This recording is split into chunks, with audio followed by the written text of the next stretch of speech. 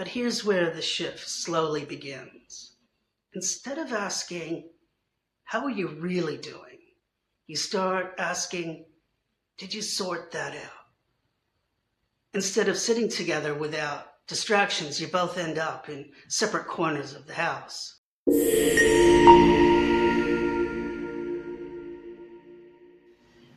There's something I've noticed about long relationships. Not the explosive ones, not the dramatic ones, the steady ones. The ones that look perfectly fine from the outside.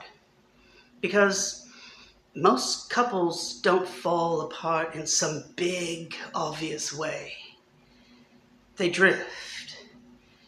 And the strange part is, they often don't even realize it's happening.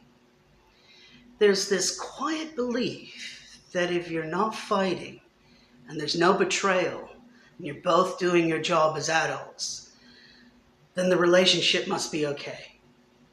Bills are paid, kids are looked after, no one's yelling at each other, so it must be fine.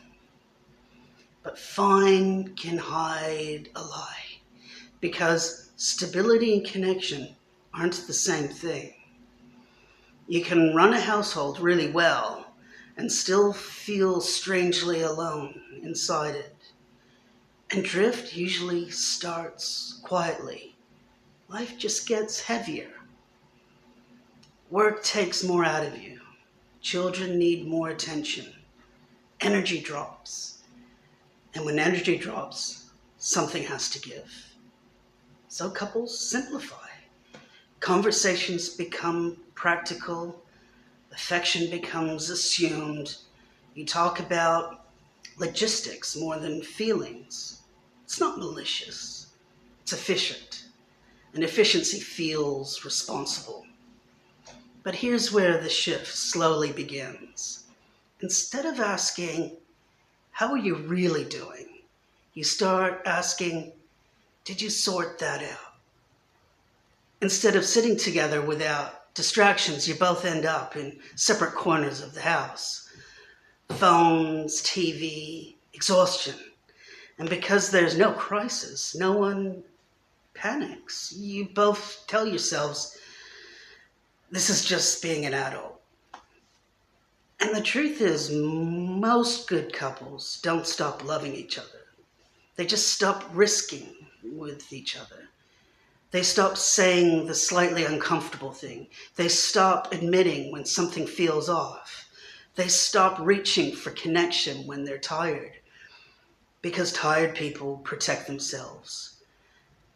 And vulnerability costs energy. Over time, something subtle changes. You still function as a team. You coordinate well. You handle responsibilities. You probably even respect each other. But there's less curiosity, less playfulness, less sense of being chosen. You're still partners, but you don't always feel connected. And that's a part people rarely say out of love. When connection drops, resentment can quietly appear. Not loud resentment, quiet thoughts like, I feel like I'm carrying more than they see. I miss how we used to be.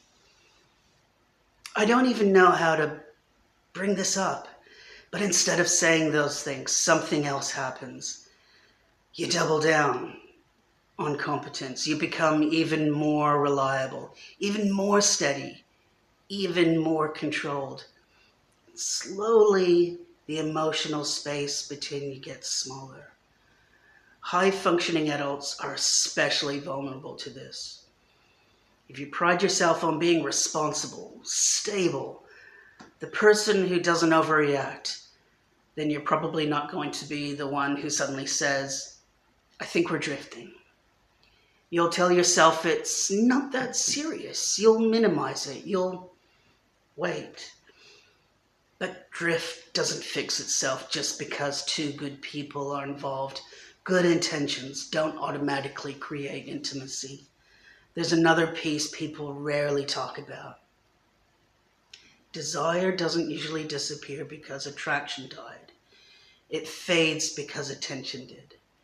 When everything becomes predictable and tightly managed, there's very little room for a liveliness. You can build a very stable life together and slowly starve the part of the relationship that feels electric. Not because you mean to, but because survival mode took priority. And survival mode makes sense when you're juggling responsibilities. You're not thinking, how do we deepen our connection? You're thinking, how do we get through this week? That's normal.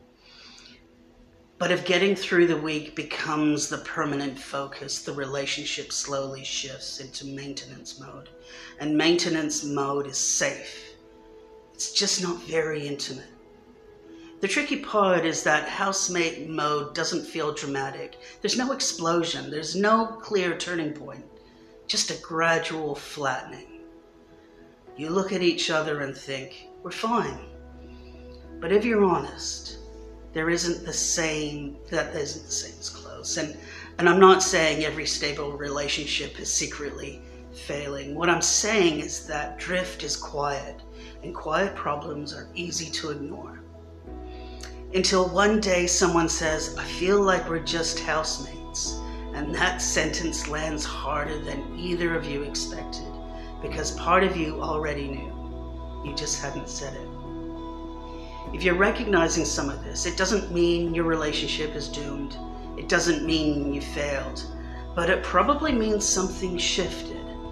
And the longer that shift stays unnamed, the more normal it starts to feel.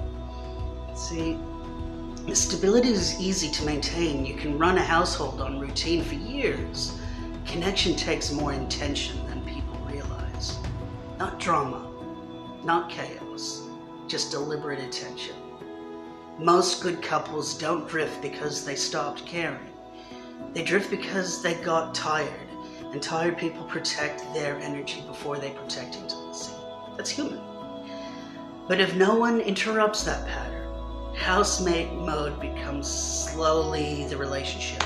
And once that starts to feel normal, it's harder to remember what closeness used to feel like. That's the real risk. Not exploitation, not betrayal, just distance that nobody challenged.